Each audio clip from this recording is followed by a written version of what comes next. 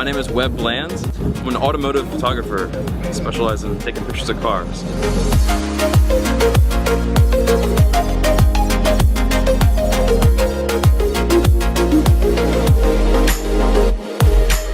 We're trying to find a sort of variety of locations around Miami that aren't your typical sort of go-to commercial spots. We're gonna head to the Port of Miami and shoot under the giant gantry cranes, which should be pretty cool.